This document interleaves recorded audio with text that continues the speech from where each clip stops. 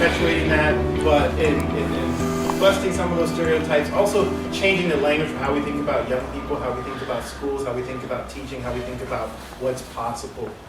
And we tried to continue that work, right? And thinking about possibility, thinking about resistance, thinking about action, thinking about justice. What do those things look like, right? One of the key questions that we ask inside of that is, what does education look like when it's powerful, right? When people are learning, when students feel agentive, right? When they feel some sorts of responsibility, when they're engaged in social action. So much educational policy in America is predicated upon an erroneous assumption, and that is that most kids do not want to learn, can't learn. And with that assumption, a lot of very problematic policies passed, right? We know differently that kids desperately want to learn, and they're doing all sorts of things that are amazing.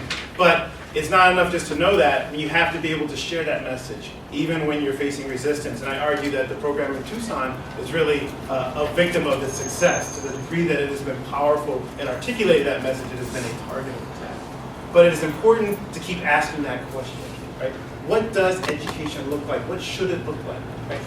As we think about the changing landscape of our country, you know, Kati and I often talk about the disconnect between the America that people think we have and the America that really is. Right? The America that really exists is a heterogeneous America, a diverse America, a multicultural America, a multilinguistic America, right? A multi-ethnic America.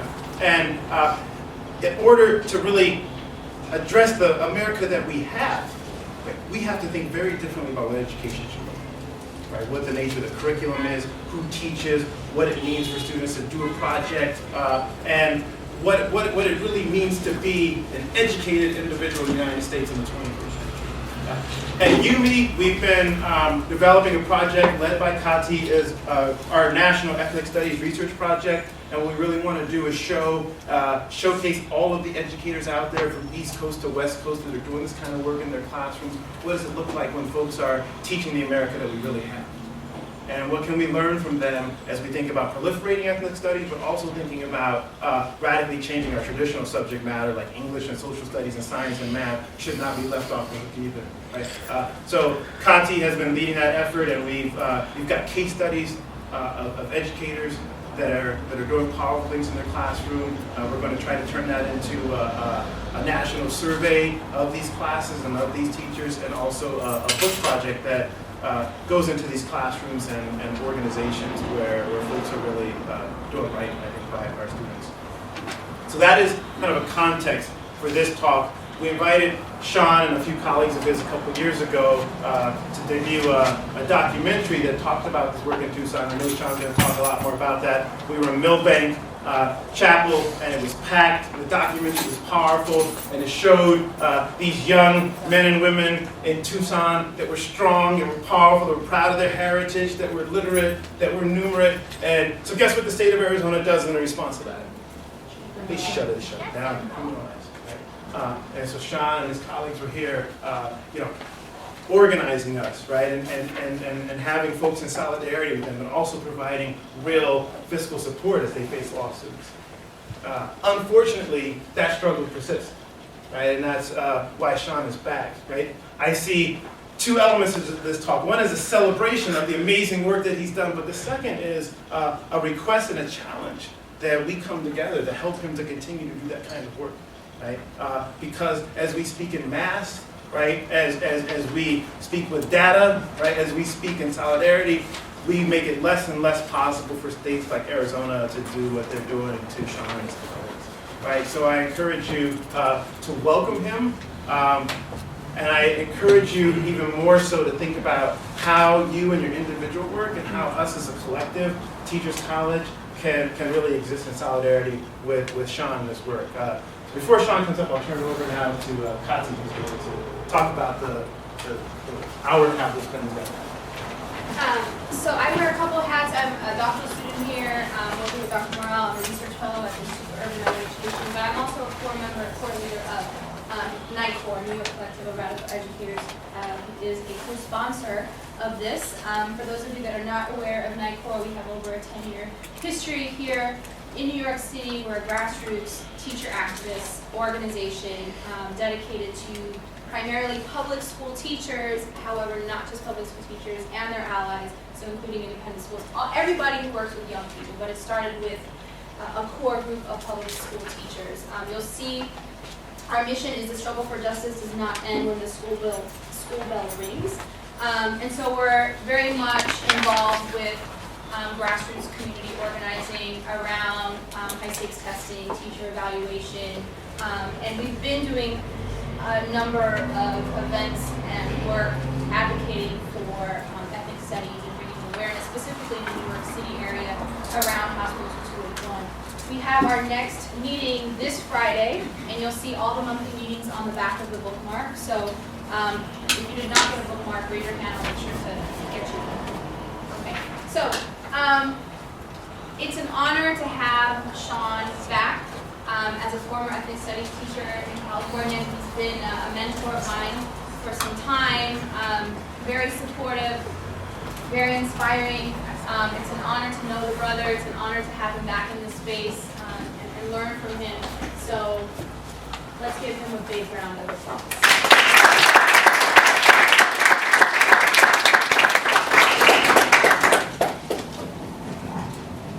All right. Gracias, Moreau, thank you for having me back. And, it's good to be here. It's always good to speak with youth and college folks and folks who are doing things. So it's an honor. But I'd like to open up with this session with what we call in our tradición, we call in the Mexican indigenous tradition as flor y canto, or in Sochi.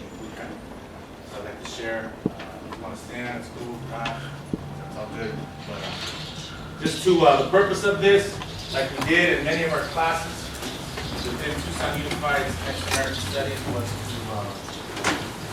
to create a classroom ecology, if you will, classroom conditions for optimal learning, and to heal, because we make no qualms about it. As colonized people, we come with various forms of trauma.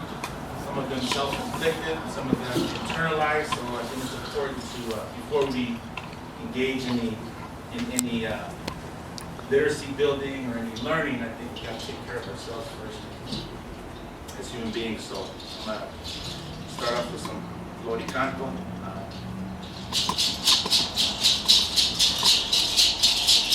Ya no más, lágrimas de sangre en la tierra de las manos, de satisfoca que ya nane ya no más, lágrimas de sangre en la tierra de satisfoca que ya nane y a nuestra juventud onto the red road, ella nane ya no más, lágrimas de sangre en la tierra que sacó aquella nane ya no más, lágrimas de sangre en la tierra que sacó aquella nane y a nuestra juventud onto the red road, ella nane ya no más, lágrimas de sangre en la tierra que sacó aquella nane ya no más, lágrimas de sangre y los otros que ya nane y a nuestra juventud onto the red road, ella nane y a nuestra juventud onto the red road, ella nane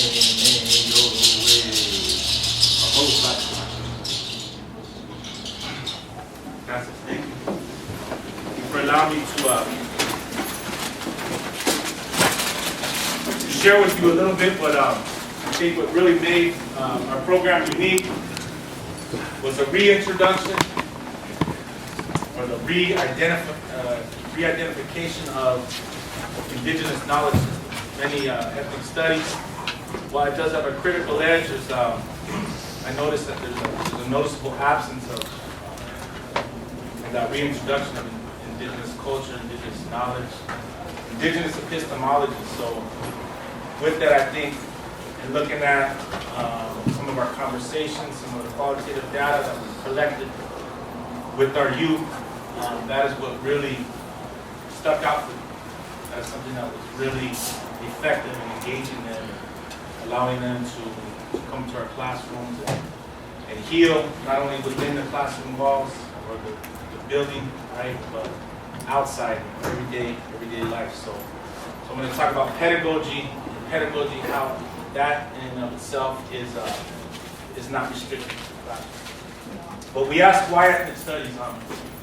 Again, my name is Sean Arce. I'm about an 18-year educator, 4 of those as an administrator. All of those years teaching Chicana studies. I've been blessed in that sense to struggle with my youth, with our youth, with our community, and to learn about ourselves, to engage in this decolonizing project that we know as learning, to find out about ourselves, and I think most importantly is to learn to love ourselves. And I really think that is why, I know that is why the state of Arizona came after us and attacked and eliminated an effective educational program that was producing those kind of numbers, because you had young brown youth that were practicing, that necessary agency, that were practicing what we know as that will to act, to make our communities stronger. So with that, why ethnic studies? There are a number of reasons why. We know that traditionally black and brown youth have been marginalized within our public education.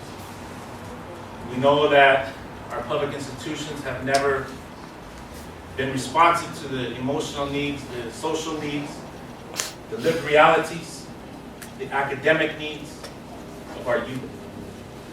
So in response to that, going back 40 years, the whole purpose of Chicana studies, the whole purpose of ethnic studies, as we see in some of the founding principles, some of the founding documents, was to make the institution for and about our youth, was to make the institution responsive.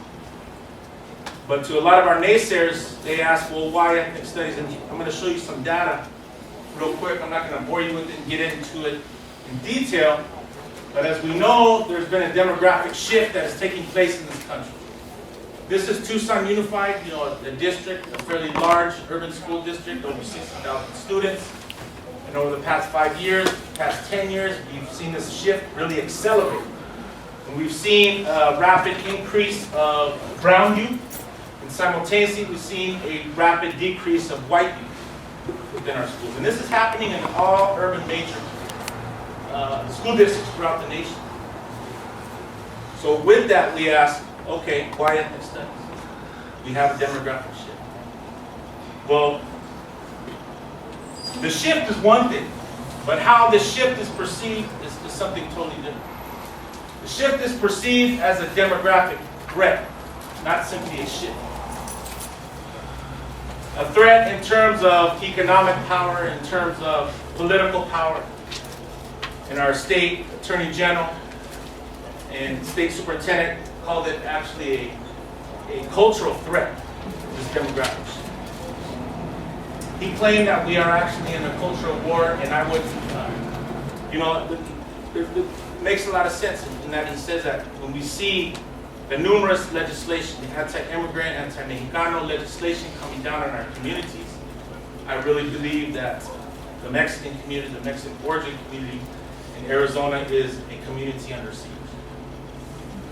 So with this shift, we see various implications. We see disparities.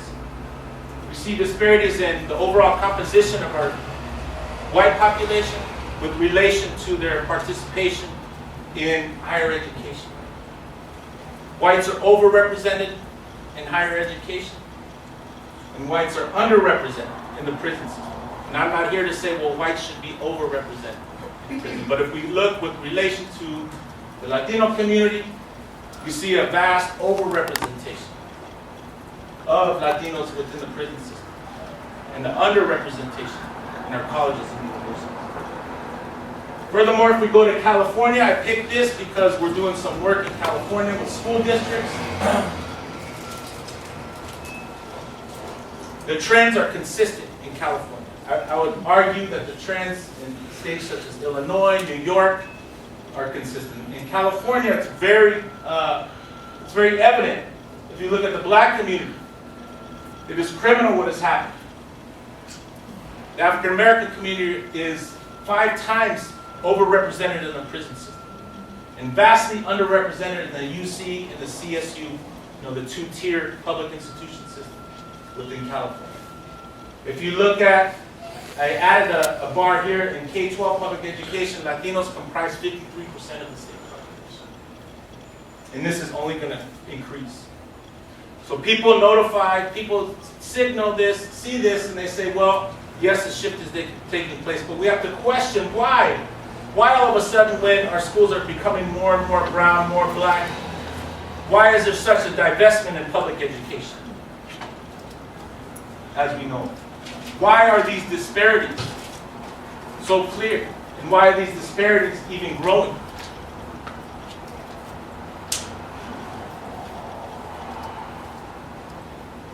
Furthermore, if you look at the work of Solórzano and Yoso, the updated Chicano education pipeline, you see that out of every 100 young Chicanitas, Chicanitos that enter into kindergarten, beautiful spirits and beautiful souls, right? Only 46 will persist to graduate from high school, signifying a 54% push-out rate for our youth. So if we superimpose these data sets, the disparities, the fact that brown youth go to prison at higher rates than we do colleges and universities, the fact that Latinos are the fastest growing population and many urban centers are already the vast majority of students out of college. The fact that we have the second lowest educational attainment. We in fact are in a crisis. We as a community are in a crisis.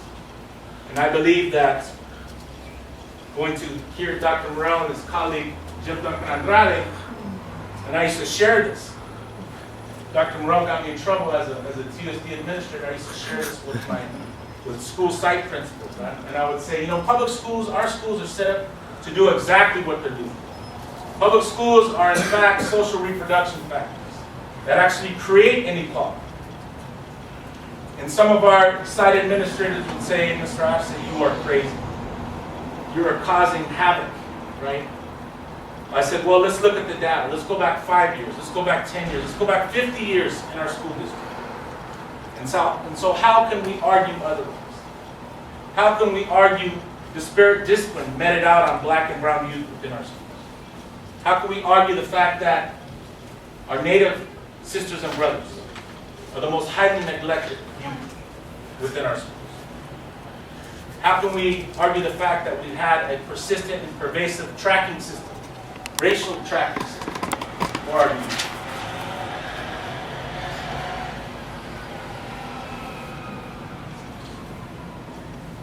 So with that, there are numerous explanations for why. The traditional explanation, Dr. Moreau spoke earlier, very much depends on the cultural deficit model. Well, Latinos are lazy. Well, young black boys are getting in trouble because, they're more apt to create crime, more apt to criminal behavior. Well, young Latino youth are, they're going to drop out because they get pregnant in high school, right? And those are the type of conversation, that is the dominant discourse that you will hear. Those of you who are planning on becoming classroom practitioners will see that in the teacher lounge, this is pervasive. So we began to utilize many different models, taking from critical pedagogy of Dr. Andrade, Dr. Moreau, taking from a cultural wealth model that I'm sharing with you right here with Dr. Tarayoso out of UC Santa Barbara. And this very much counters all those negative, that cultural deficit model that I was talking to you about. The aspirational capital, right? Despite, especially in Arizona, especially in the Southwest, given the anti-Mexican and anti-immigrant sentiment in these states, the very fact that these young, beautiful children are coming to school every day, despite the economic barriers they face, despite the barriers they face with the heavy migrant presence in our neighborhoods, despite the disparate poverty that they face, despite the various social ills that plague our communities, they come to class. So rather than seeing students coming into our class as plagued with poverty, plagued with social ills, we embrace that through that aspirational capital. We acknowledge that every day. Or we did before we left. Linguistic capital, one of the only countries in the world that frowns upon students who speak more than one language. We claim that we're the leaders of this globalized economic society, right? Yet we frown upon and we have these inhumane and these draconian anti-bilingual education laws. So rather than frowning upon the fact that students have the ability, the cognitive development to speak more than one language, we frown upon it. Utilizing Tarayoso's model, we embrace that. The very fact that they can speak 2 or more languages. Navigational capital. Kind of reminds me of today coming over here from Brooklyn. Being able to navigate that subway. Tucson, Oakland, home, you know. But students having the ability to navigate multiple worlds. I would argue many a time with administrators and teachers that, well, these students just don't have any social capital. They don't know how to operate at the schools. And Yoso posits otherwise. Yoso posits the very fact that these students are not only navigating multiple worlds for themselves as individuals, but they're assisting their families in navigating public institutions, private institutions, the school, the home, the barrio. And that is a skill.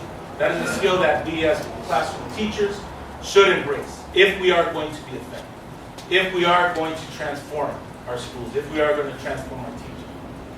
Social capital, I will talk about that in a later example. Familial capital, utilizing those family networks within the classroom is critical. And resistant capital, because resistance, we have a history of resistance within the Chicana community. The Black community has a history of resistance. As colonized communities, I think we really need to tap into that legacy of resistance and utilize it as a skill, as a form of wealth when teaching and when co-constructing knowledge with our students.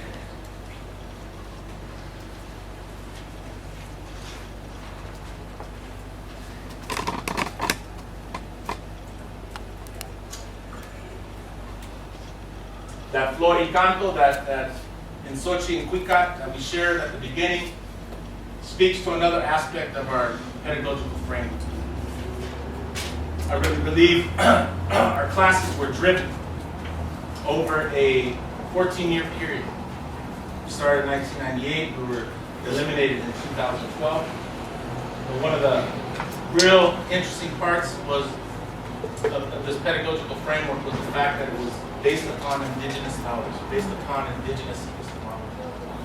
And so we utilize this, and this is the center of the Calendario Azteca, referred to as the Nahui Oli, 4 movements. And it has various meanings. It has meanings that signify the 4 cardinal directions. It has meanings that signify the 4 basic elements of life. Earth, wind, fire. Not the R&B, earth, wind, fire, and water. But moreover, it has meanings that we can maybe draw an analogy to as a praxis model. So Tezcatlipoca is about that critical self-reflection. Quetzalcoatl is that beautiful knowledge. Huitzilopochtli is that voluntad, the will to act. And Xipetotec is that transformation. So we utilize this because we know students are familiar with this. Students coming from our barrio school will see this. They will see this in their kitchens, in their living room. They will see this in their community. And they know that this is something that is about them. They know that this is something Mexican. Right? So we utilize a familiar. We utilize, Christine's leader talks about the bringing in of cultural artifacts in the classroom. But it's much more than just artifacts. This is actually a living knowledge base that we utilize. That we utilize in our classroom, not only for our teachers, or not only for our students, but for our teachers as well. Because this decolonial project, this decolonizing project, is one of a shared responsibility. Right? We, as privileged teachers, have the obligation to share this knowledge with our students, but at the same time, we are colonized, part of this colonized people. We are part of this colonized group. So it is in fact a co-construction of this knowledge, a co-construction of acknowledging these four philosophies within this IUME. When we were being attacked by the state of Arizona, the state claimed that we were using anti-American and anti-Western philosophy. I don't know anything about being anti, but we were actually affirming our humanity. Because we asserted that, in fact, we have a knowledge base in the Americas that is equally as powerful, it is an equal base of knowledge. Right? I countered, well, we utilize Plato, Socrates, the philosophies of the Western world. But we also can acknowledge and utilize something that is from this continent, something that our students can be proud of, acknowledging that they too have a long history of knowledge, of science, of accomplishments. We too have an epistemological base from which to work. And that is not to the discounting or the dismaying of Western culture or Western knowledge. It is simply an assertion of our humanity. So Tezcatlipoca, self-reflection, much like the reflection part of the Freudian cycle, the praxis cycle. We have Tezcatlipoca, literally meaning smoke mirror. So through this self-reflection, we would ask our students to reflect upon their life experiences, reflect upon their family's histories, reflect upon their community's histories, all for the purpose of liberation. Because when we begin to know and love ourselves and find out who we are as a colonized people, we can begin decolonizing and deconstructing all of those negative and damaging things that are said about us.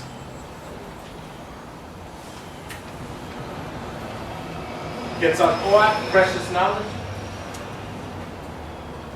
Also, one of the principles within the IUME utilized as a pedagogical tool to develop that conciencia, that conscientización, as Freire states. And this too is critical and necessary for the self-determination and the liberation of our community. In Huitzilopochtli is that humming, represents that hummingbird. But more so, it is based upon a philosophy, based upon a principle about action. So analogous to the Freudian praxis cycle, is about acting upon that self-reflection, acting upon that obtaining of that beautiful knowledge. So it represents that will, that voluntad, and we encourage ourselves as teachers, as well as our students, to be positive, progressive, and creative, and to create social transformation, to create change within our communities.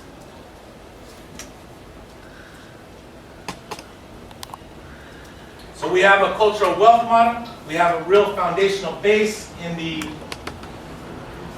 IUME, utilizing indigenous Mexican indigenous epistemologies.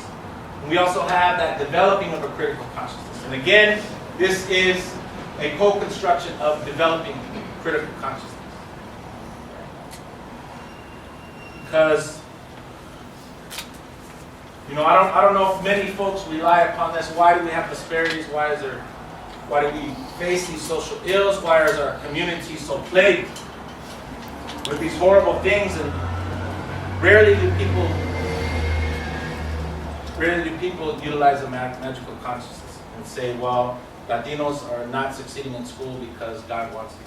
It's more so the pervasive theme of, you know, people blaming our culture, people blaming our community in this naive consciousness, right? We, in our classes, we're trying to look and trying to work toward the development of a critical consciousness. Looking at structural explanations, not blaming the individual or a whole community for disparities or inequity, but actually going to the root of the problem. Looking at structural inequalities, looking at policies, looking at processes of schools, looking at daily classroom practices of schools as explanations for inequality. So because of this, the state of Arizona eliminated this. Because we're using critical pedagogy, because we were seeing our students as these funds of wealth, right? Because we're utilizing an indigenous epistemology, we were eliminated. This should show you a sample, something from our literature and history classes that we utilize. So I'm going to ask you all just to think about these images and these literature narratives from Chicana literature that we utilize in our classroom as a tool to, first and foremost, to decolonize, but simultaneously to develop the necessary critical consciousness and develop the necessary literacy skill sets that students need to survive in the schools. Not only survive, but actually to thrive. And the data that we'll share later will show you and demonstrate how students thrive within these classes. But let's take a look at these. These are three, just something, a critical analysis exercise looking at short excerpts from Chicana literature. Name the social injustices, oppressive experiences, or conditions that are revealed in the example. Both looking at an excerpt as well as a historical document. What are the hegemonic factors that contribute to these injustices? And what can we infer about the main character or the narrative voice from the example that you have been given? So just pretend for a minute that you're all in a Chicana literature class and you're working in groups, okay? So here's a prime example of some of the literature we use.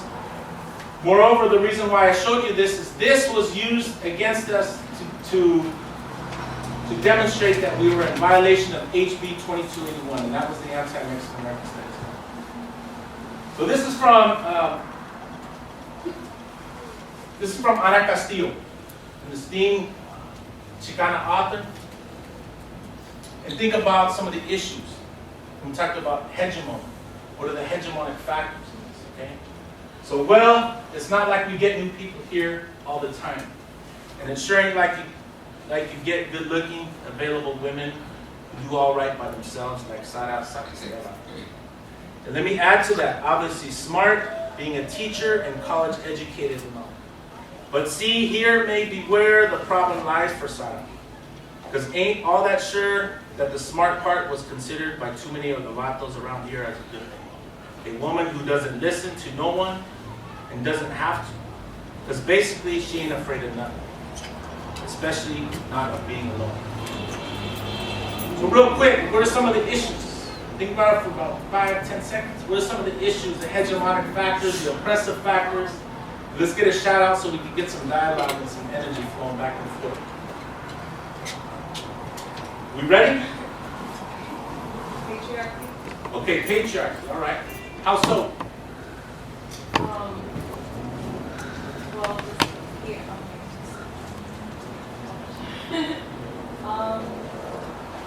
I mean, I think it's challenging the idea that a woman doesn't have to listen,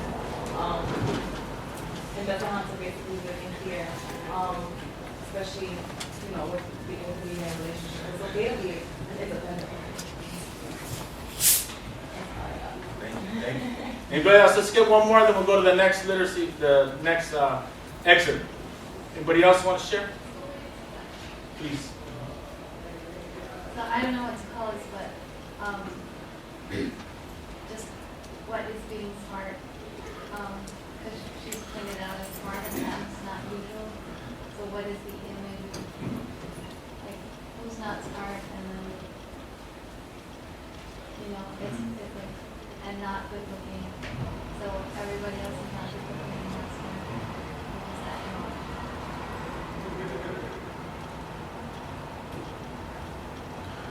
All right, take a look at that one more time, and then we're going to go to the next example by Sandra Cisneros. Another book that was used, Woman Hollering Creek, was used to demonstrate that we were promoting hatred towards white folks and that we're attempting to overthrow the United States government.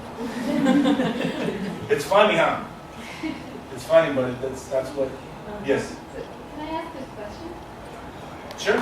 So if you're teaching to be critical, isn't that something that the U.S. Okay. national perception, or what? Like, Yeah, that's a great question. That is a great question. I don't know how to answer that. I think so. Given the history of our schools, the purpose of our schools was to socially reproduce. I think critical thinking is actually a threat. And add on top of that the whole factor of Mexican. yeah, because it's Right. not correct. Yeah, in this class, of course. Okay, this is from Sandra Cisneros, Woman Hollering Creek. The first time she had been so surprised she didn't cry out or try to defend herself. She had always said she would strike back if any man, strike back if any man were to strike her. But when the moment came and he slapped her once and then again, until the lips split and bled an orchid of blood, she didn't fight back. She didn't break into tears. She didn't run away as she imagined she might have when she saw such stains in telenovelas. She could think of nothing to say, said nothing, just stroked the dark curls of the man who wept and would weep like a child.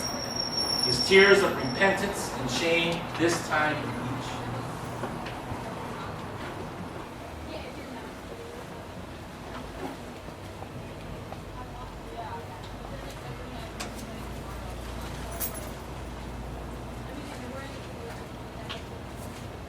Naming social injustices, oppressive experiences, forces, hegemonic factors that contribute to these. What community? So these are the exercises that we would carry our students through. This is within the literature. These are looking at some of the factors, the internalized oppression within our own communities that we perpetuate, that we are trying to decouple. So this is internalized oppression, these two exercises, and I will show you some oppressive forces that came from without our community and that are placed upon us. Yes, what are some of your comments? I was going to point out like the internalization that the male character has. That she's very treatment because she doesn't have that. And yeah, it's a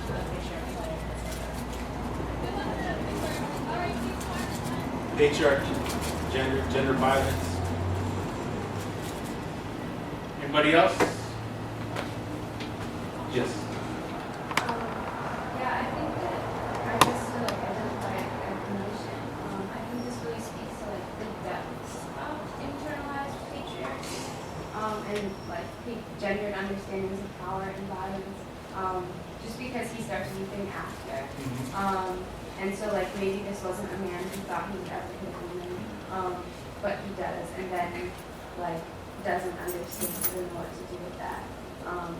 And then her gendered understanding of her role to then care for, forgive, like deal with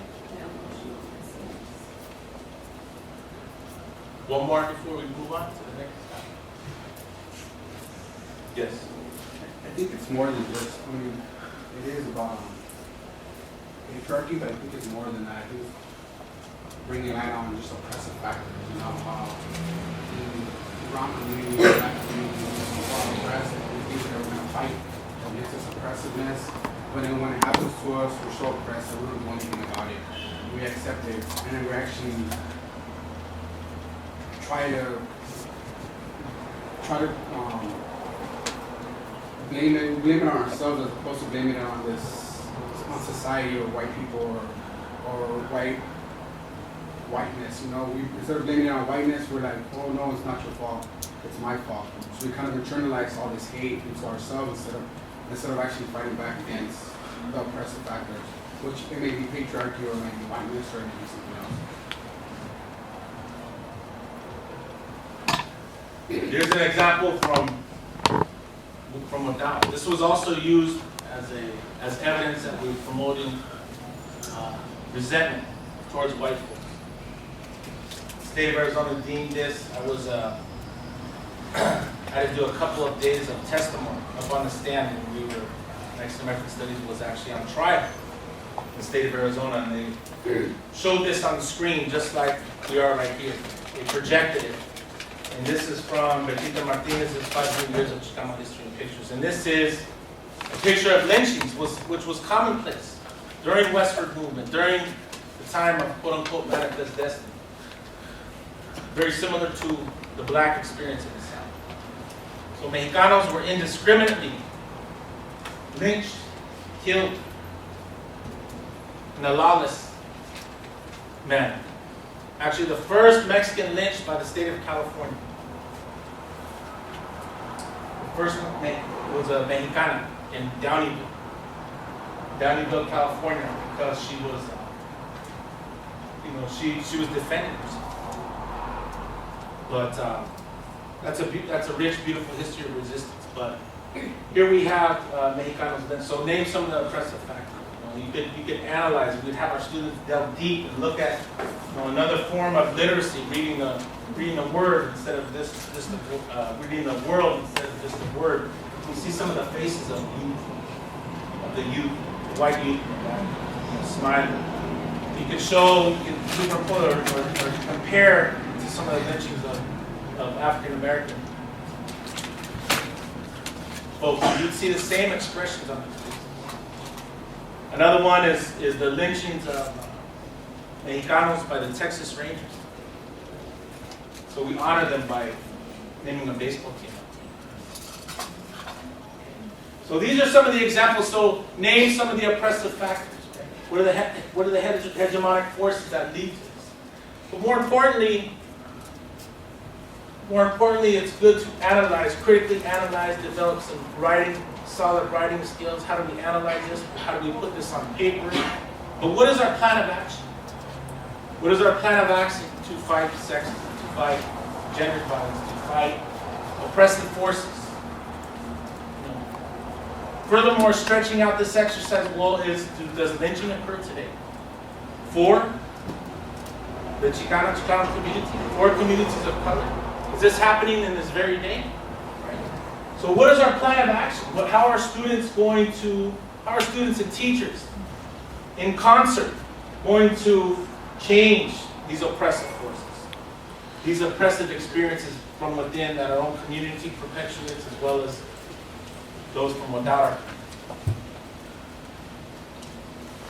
So that is the type I just wanted to share with you, because before we didn't really get into some of the curricular or pedagogical pieces or literacy development.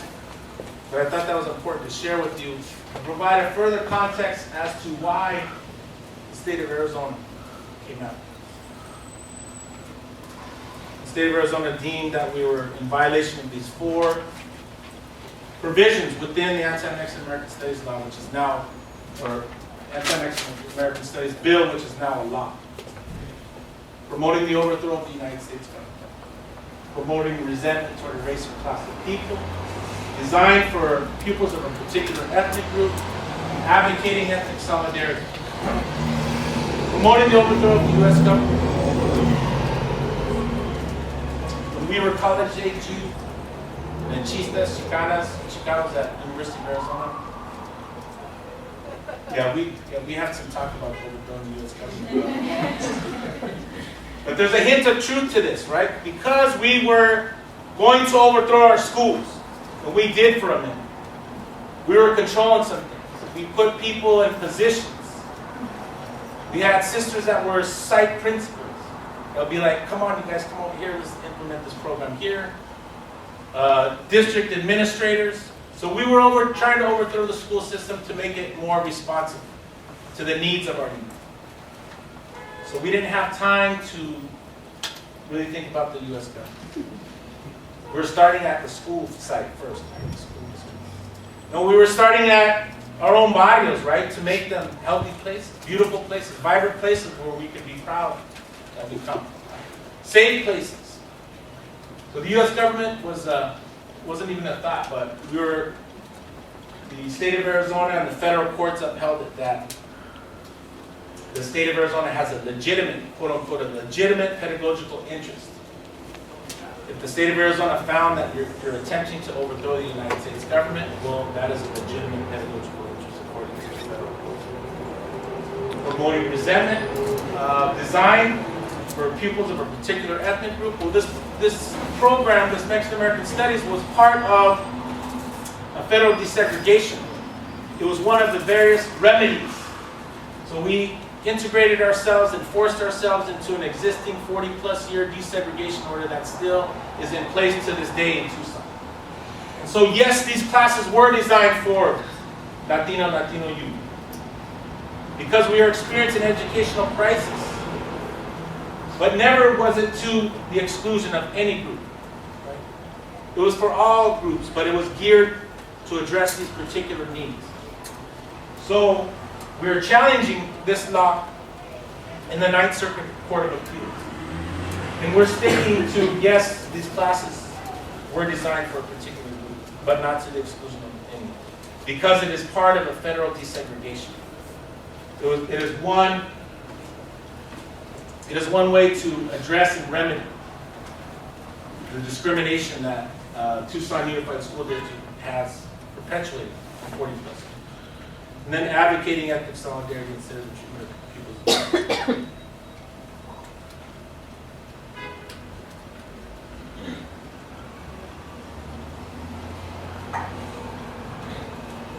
And here's a short list of books. Let's get a shout out to get some further engagement. Name if you can identify with one of these books, or many of these books. Let's get a show of hands. Who's going to identify with some of these books? So, when did you become familiar or read this book? Anybody? What is the book that you're familiar with? Yes. Race Matters. So Race Matters by Cornel West and Pedagogy of the Oppressed by Freire. And you said that was college. Thank you, sister. Yes, in the back, raise your hand. I read Francisco Jimenez a lot to 6th and 7th and 8th graders. Okay. We use that text a lot. Yes, that was one of the books that we use within our middle school, our literacy class in middle school, the circuit. Anybody else? Yes. Woman Hollering Creek in high school. Women Hollering Creek. So you were fortunate enough to read it in high school. When I go around to speaking engagement and talk to folks, more times than not, they're going to see that. They're going to first be exposed to that in college. It's very unfortunate. Yeah, that book, in fact, was actually cited as being in violation of those 4 provisions. Anybody else? Let's get one more. Yes. I read Always Running in high school. Always Running in high school. And where did you go to high school? Academy. In Oakland. Okay. All right. Beautiful. So, very powerful books. And we can talk about the themes that are evident within these books, right? For me, some of the themes from Castillo, or from Cisneros to Luis Rodriguez, our students, those themes run the gamut.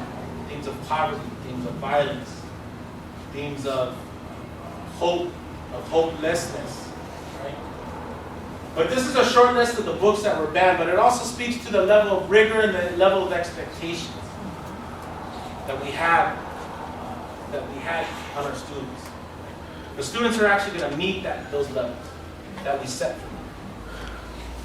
Looking at Kathy's, her curriculum, the books she used, with her Chicana, studies class in Pomona, the same thing. There are folks around the country that are doing this. And what is sad is that many of us, the vast majority of us, will not even know any of this stuff. Will not be exposed to any of this literature or history until we get up here. And how many of us get to this level? And the beautiful thing was, these books, people would their students would jack these books. Right? So it would become not only a student literacy project, a decolonizing project, but when our parents would start, they would keep the books from our classrooms. When the jefitas would be reading Sandra Cisneros, they'd come up to us and say, we never had the opportunity. That was a beautiful book, right? Because it was responsive, it was very, very much relevant to our lives. Even a book like, we were criticized, like Luis Rodriguez is always writing, it's only about gangs, it's about sexual violence, it's only about poverty. Well, there's a number of themes in there that all students do, not just students who come from impoverished, gang-ridden backgrounds. All of these books. So, again, that it is criminal. In 2012, these books are actually banned, not by the state of Arizona, but by our own school district. Because the state of Arizona cited pieces within these works. Rodolfo Acuña's Occupied America, they cited 50, 60 pages of violation. Sandra Cisneros, I don't have House on Mango Street, but 11. Does anybody know the? No, 11 is from Woman Hollywood. But 11 was cited as being in violation of 22. So it kind of tells you the environment that we're operating within the state of Arizona, and that these books are seen as a threat. We talked about a demographic threat, but then we see some of the things that have transpired. We can understand why the state of Arizona would perceive us as a threat. I'm not going to bore you with this. I'm going to go through a quick chronology. Okay. In 2011, there was an independent audit. The state of Arizona issued a $170,000 audit. And this audit included some very invasive measures. So this audit included a subpoena. It included a subpoena of our personal computers at home. So the state was allowed to come in front of my children and take our computer for a couple of weeks. It included a subpoena of our work computers. It included a subpoena of all of our curriculum. It included a subpoena of interviews about people who were against us within the school district. So the state would interview. And it included an overall audit. It looked at the measures, the indicators of the program, such as performance on standardized tests, attendance, graduation rates, push-out rates. Okay? So that took place. In the meantime, 11 of us, 11 teachers, filed in federal district court claiming that this was unconstitutional. Okay. We lost, and I'll tell you a little bit about that. One of the reasons why I'm here is to raise that awareness and that consciousness of what we could do. Okay. So that audit that I was telling you about came out, and the state of Arizona withheld it for months. It withheld it for months. Our state superintendent finally came out on June 15th, and he stated we're in violation of 2281.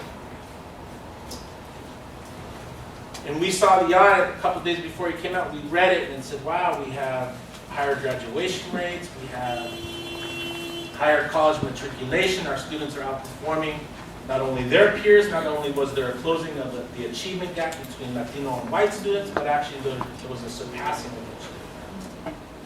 All these great indicators, and the state superintendent came out and said, it's not about academic achievement, which you are. The reason why I eliminated and single-handedly eliminated this is because you all are teaching anti-American values, utilizing our curriculum, utilizing the interviews, utilizing the quote-unquote evidence in the state proceeding. So fast forward to March 8th. March 8th of this year, unfortunately, at the Arizona Federal District level, District Court level, the law was upheld for legitimate pedagogical concerns. The state has legitimate pedagogical concerns for all 4 of those provisions. So since then, all 11 of the teachers who initially filed have been thrown out because we were employees of the state. So as K through 12 educators, we have no academic freedom, okay, no right to practice that. So our mijas, our daughters, have been inserted. Many of the teachers' daughters have been inserted, and now they are the plaintiffs. And that's where you see in the summer of 2014, you see Arce, which is my daughter, Arce et al. My daughter Maya Arce, she's a sophomore, 10th grader at Tucson High School. They're going to be challenging in the Ninth Circuit Court of Appeals, challenging the constitutionality.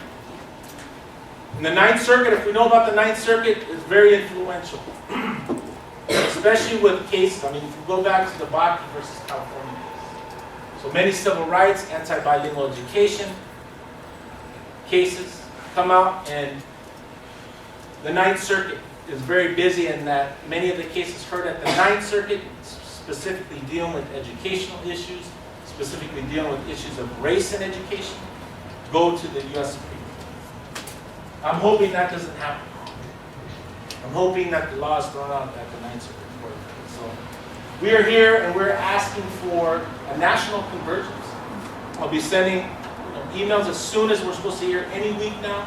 As soon as we hear the court dates at the Ninth Circuit, we're asking for a national convergence in San Francisco in the late spring, early summer of 2014.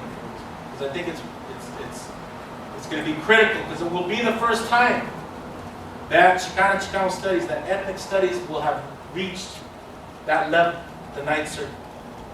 And it's sad, it's very sad that our knowledge systems are in question in the federal court system. But it's not surprising, because our knowledge for the past 500 years has been under question, has been suspect. Okay?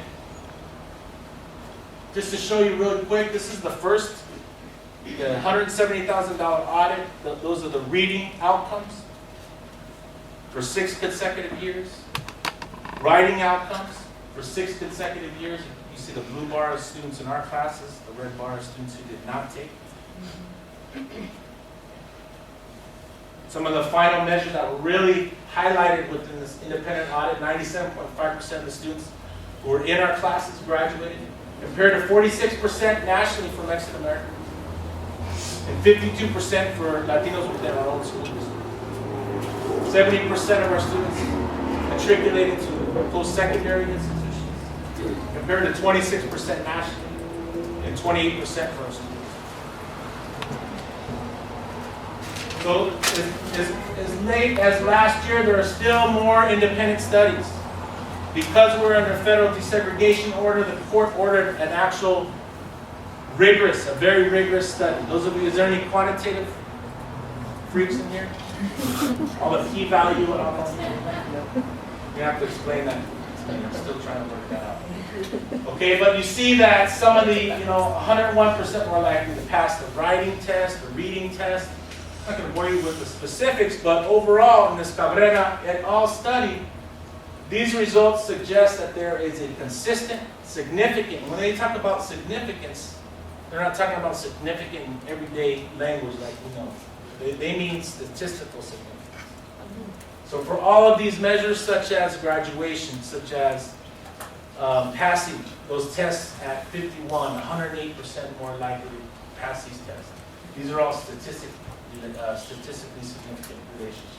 Okay, a positive relationship between MAS participation and student academic performance. So we've actually had 3 independent studies. The first one was by the scholar, the brother that I was telling you about, Jeff Duncan Andrade.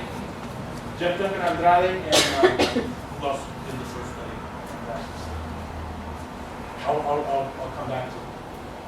David Stovall at the University of Chicago, Illinois. And then the state of Arizona did the independent audit and Cambium study, and this is the federal court-appointed audit with the statistical, very much a quantitative analysis of the ethics of the program. And yet the program was still eliminated. So, as a result of taking care, because we went into this when I told you when we were college students and we came into this and hooked up and plugged in with the veteranos in our community to create this program. We didn't go into it saying, okay, we're going to close the academic achievement gap. We went into saying we don't want our students being pushed out of school. But that wasn't our focus. Our focus was to develop and construct together with our students a positive self-identity. Again, harking back to what I spoke to earlier, I really believe the state of Arizona eliminated us because our students loved themselves. And that was a threat. The demographic shift is a threat. I really refer to the demographic shift, the browning of our schools, as not a shift, but it's really a healing of the concept. Because after 500 years of this colonization that we've been subjected to, it's impossible to get these state measures if we do not address these basic needs of our students, being positive self-identity, purpose, a critical look at our social and historical realities, and acknowledging ourselves as intellectual voices, as body or intellectual. So because we address these needs, because we address these human measures, our students have been able to achieve on these test scores, on these grades, on this college preparation, on this college enrollment. And never did we address, we have one of the teachers in this classroom right here who taught in this program. Never did we suspend, expel, kick students out of our classes. Right? When students were being travieso, when they were acting up, we would deal with it. We wouldn't contribute to the further criminalization of our youth by throwing in the system of punishment. Right? We dealt with it on our own as teachers. We would call parents. We would say, hey, what's going on? Why are you acting crazy in class today? Well, it's because this, and this, and this, right? It's because my dad's locked up. Or it's because something happened in the neighborhood last night. Or it's because my parents lost their job. Both of them lost their jobs. Or my parents split up. Or there's drama with my brother. So, addressing that in a transformative manner, in a proactive manner, not contributing to what we know as a school to prison path, not contributing to the socialization of our students, the criminalization. With that, I'd like to thank everybody. Open it up to a discussion and dialogue. I will be, Dr. Moreau, Kathy, I will be sending to you ASAP. We're still waiting. It's supposed to be for the next couple of weeks. When the Ninth Circuit will be coming, when the dates are going to be established. We're very excited about that. We're asking if people can't show up, we're trying to analyze and evaluate, well, how else are we going to organize around this issue? Because it's very important. This will be the first time ethnic studies will be at the Ninth Circuit, so what are the implications of that? It will be a precedent-setting case that will have, not might have, but will have implications for higher education in the ethnic studies in general. So I'll be sending you that info. Thank you all very much. Thank you, Dr. Moreau, Kathy, for your time.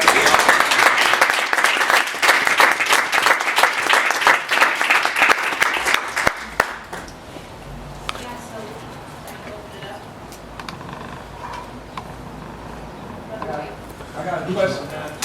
So Sean, that was really depressing, man. Essentially, and particularly I think with the opening, Dr. Moreau, when you talk about how the program being a victim of our own success. My name's Wade. I taught with Sean for many, many years, and obviously in Chicana studies we failed. We absolutely failed to reproduce the social inequalities that you see on that chart that show what our kids are supposed to do as adults. Our kids are supposed to go to prison. We're not supposed to attend universities. So like, what does that say to you is my question as educators in this community is like, what do we do with this? If we know that if we succeed, we get attacked and we get banned, you know, like, how can we truly succeed then? Like, do we have to fail to be successful? Because if we don't make any noise and if we continue to reproduce the same inequalities, then we are succeeding in this system. We're succeeding in a system that's based on colonizing our people. So if we want to propose something that's powerful, how do we do that in a way that could prevent this type of tragedy in the future? I'm really curious about this because to me it feels very hopeless when you know that the reason you're being attacked is because you succeeded and because our beautiful young children were flourishing. And that's why we're being attacked. So what do we do with that? I don't know. That really kind of leaves me perplexed. So I'm kind of curious what thoughts people might have, including you, Sean, and everybody else, where that leaves us.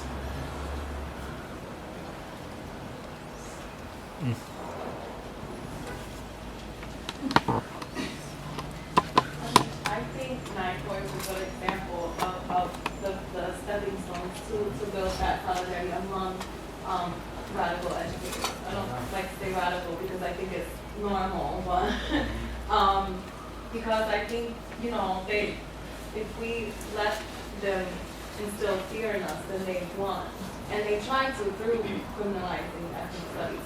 But if we continue to build the solidarity among the whole country of educators that are doing the same thing that we're doing in the classroom, then I think that we're building that army to defend what we've been working for. And you know, hopefully that national convergence would be one of those further steps to really build the community of educators that have been, I mean, it's hard, organized. Dr. Moreau, please.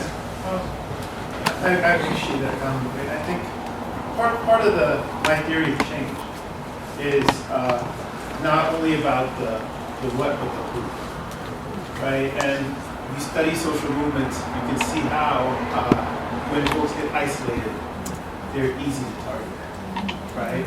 I can remember Tiananmen Square, watching that on TV, the Soviet Union, 1 or 2 people got out in front of those tanks, and it was kind of like a joke.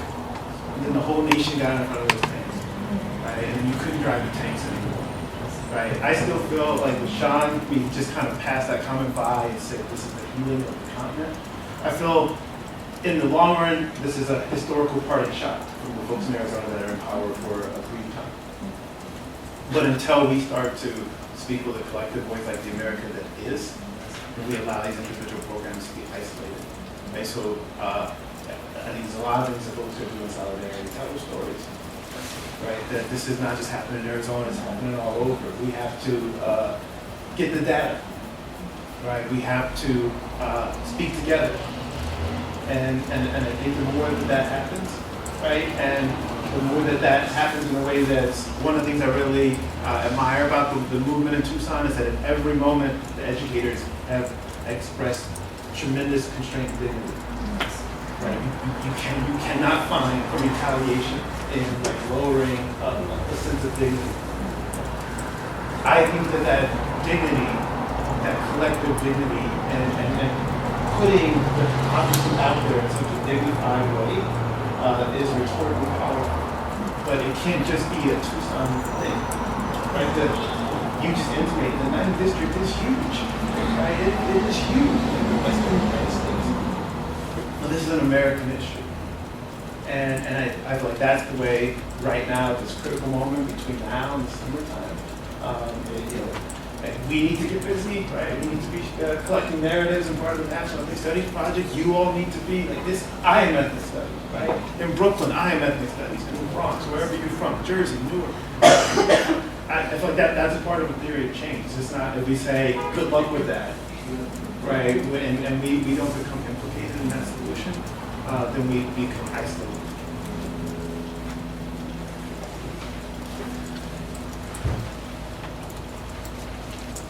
Please. I have a question more so about just the curriculum and what was implemented in the ethnic studies program. Just because one of my majors is actually studies, and something that I kind of had to deal with walking to the institution was this idea of understanding the social structure. And the more I found out about it, the more I learned about it, the more I began to internalize it and kind of begin to believe in the stereotypes for myself. And so that's when I began to doubt my own academic ability at UCLA. But beforehand, I never actually did, mostly because it wasn't something that was covered in my high school, even though the attendance of my high school was 98% Latina. And so kind of like what is implemented in the curriculum that allows students to understand their like socio-historical identity, but at the same time not fall into like this stereotype and being. Yeah, stereotype threat is very real. It was a number of things. It was a very tight curriculum, a state-aligned curriculum, a very rigorous curriculum. But I think equally and sometimes more important, like with some of our really talented teachers, they would have the ability to relate with students. And we would affirm our students' humanity on a daily basis. Picking on the most troublesome, quote unquote, troublesome, the throwaway kids, right? The students who are placed at risk, we would tell them, we would build with them every day, our teachers. It's beautiful to know that you're here in class. It's a blessing. First day they would see that, they would think you were crazy. Right? Who's this dude telling me that I'm beautiful, right? I'm a dude, right? I'm supposed to be hard. Right? But we wouldn't break them down, but we would build them up and tell them concepts. But we would back that up with carrying them through these literacy exercises. Right? This rigor. Some of them, they would come in at various levels, various literacy. Right? Some would have very low, the majority of our students would have very low. So we would start slow. And we would develop that consciousness, and they would see themselves in that curriculum, that descaripoca. And then it was kind of a trick, right? We would trick them into to analyze it. Before they knew it, there were these critical thinkers that were coming up with this crazy, highly developed sense of critical consciousness and solutions to these problems. Right? Through a simple literacy exercise. And they would develop those necessary skill sets in reading and writing and critical. But it's a combination of things. It is the relevant, responsive, rigorous curriculum that meets all the state guidelines, right? But equally more important, I think, is the pedagogy. How we interact with students. How we provided a safe classroom environment, a safe classroom environment. How we interacted with the parents in their front unit, I think was, and then they go on to the shop. Like when you went to UCLA, I'm sure it was a huge shock for us. But taking over the structures and the policies and the system with them. So I would teach with Wade, and we would stage up the whole third floor at Tucson High, for people to be like, what the heck is going on here? But those are our spaces. This is how we get down in our classes. This is how we do things. So, and the conditions were optimal because we had a collective of Chicanos, people from outside of our community that had mad love for our community and that respected our community. Right? So it was very difficult. It was very difficult to develop trust or who can teach these classes because not anybody can't just go in and say, okay, here's the scripted curriculum. Wow, this curriculum. I have my curriculum set for the entire year. But it's a lot more than that. It's the pedagogy. It's the pedagogy and how we interact with our students. Yes. I have a question about the indigenous epistemologies. Yes. I guess my feeling is because you said that you brought in this framework because the students had it in their kitchens and their homes, they saw it. And I guess my feeling is that it was good and it was kind of lucky because most of that knowledge is so lost that you can't find it in homes and communities. So do you have any suggestions of how to do that when the indigenous? Is it possible when the indigenous knowledge is lost, is not permanent? Or how do you find it in everyday life when it's so varied? Yeah, different areas. You know, there's a huge, within the Chicana community, there's been a huge indigenous movement. And so there's various circles. There's women's talking circles. There's men's talking circles. There's danza azteca. There's sweat lodge ceremony. There's sundance ceremony. Everyday life. There's communities within communities that practice on a daily basis. And so there's been a huge cultural revitalization of indigenous knowledge, but it's been with us. It's never really, you know, it's been submerged, but it's never really died out. So it's about tapping into those various communities. You go to Los Angeles, it's huge. I mean, you have various circles who practice this form of knowledge and that actually integrate it within the classroom. So it's about tapping into those indigenous knowledge. And all of us, no matter the background we come from, we're all indigenous. You know, we all have a sense of indigeneity. What is our original culture? What are some of the original? But I understand it's been submerged and often it's difficult to find. Yeah, and I'm thinking so I appreciate it. And Okay. So how the indigenous knowledge was so pervasive, how it was destroyed, and there are some communities that are really isolated. So I was wondering. Yeah. what that- I think our approach is like a decolonizing project. And then questions of authenticity come up, and what is indigenous, what is not. So I think we tap it into various community spaces and community circles to seek that indigenous knowledge. And even if you're not from, say you're practicing this, say you're teaching in Tucson, you're not from this community. You know, these communities are open in a lot of ways. To tap in and utilize as a resource, and utilize as a form of constructing knowledge, utilize as a form of healing, right? So these circles are actually decolonizing communities. Yes?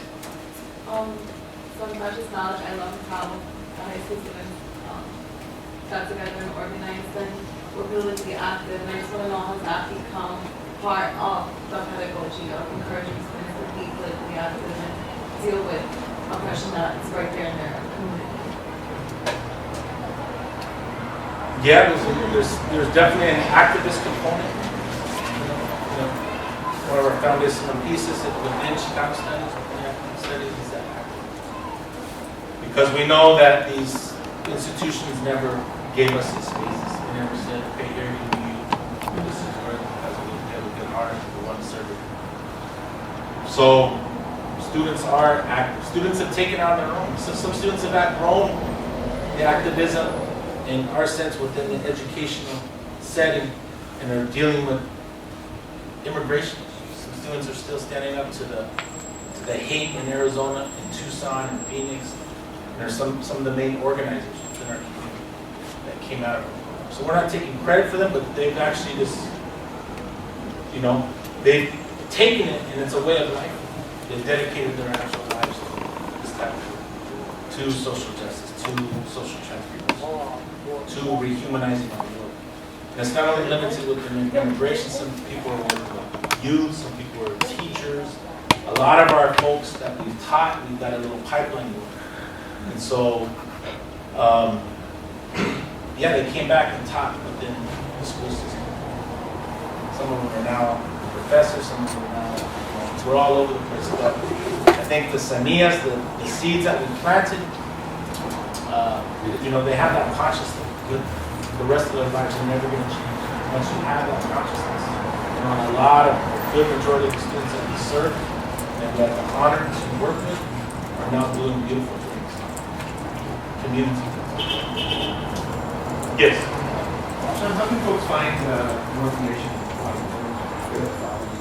Okay. You could go to saveethnicstudies.org. Let me write this down. I should have. It's on your first slide. Yeah. Yeah. You know, I actually. There's another one. SaveEthnicStudies.org. And there's another organization, an affiliate of Prescott College, has a teacher, an institute called the Chicano Institute for Teaching and Organizing, CHITA. So ChicanoInstitute.org.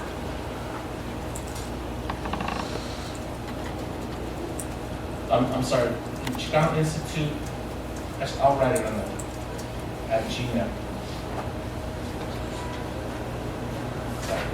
and then ChicanoInstitute.org is the actual website. And so we're doing some work, we're hooking up. This past summer, we were with Gati at the Free Minds, Free People. Someone over here was asking about, I forget who it was, about how do we tap, Nightfall, how do we tap into groups. Chito is another group in Tucson that's trying to continue this. This past year, we were able to obtain college credit for high school students taking the Chicano literature. So while we are stopped, while the state of Arizona eliminated us, we're continuing forward, finding, tapping in, plugging into other institutions and continuing this. I apologize.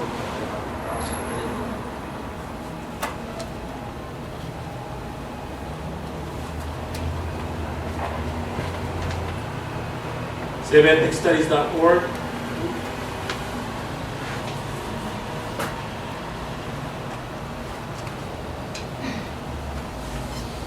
And that, as soon as a court date comes out, that will be posted on SaveEthnicStudies.org. We'll be certain to blast it on our Twitter. We appreciate it. We're going to be encouraging folks to put that on blast as soon as that date comes out. And then some of the folks at San Francisco State have already agreed to kind of spearhead the National Convergence Fund because they're there. They have the resources. There's a long history at San Francisco State with them. So we're very fortunate in that sense. They're going to spearhead that, but it will be on the SaveEthnicStudies.org website. Is there one more questions?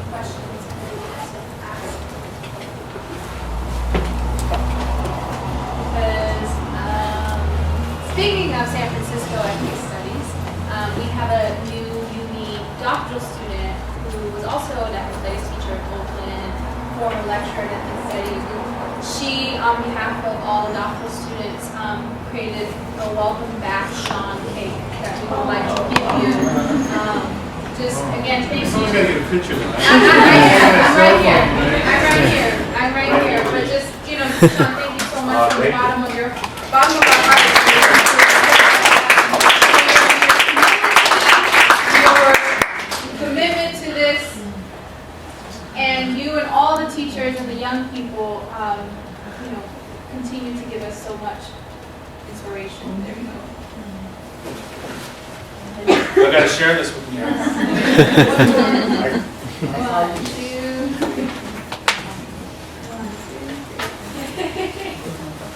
Thank you so much. So Sean will be here for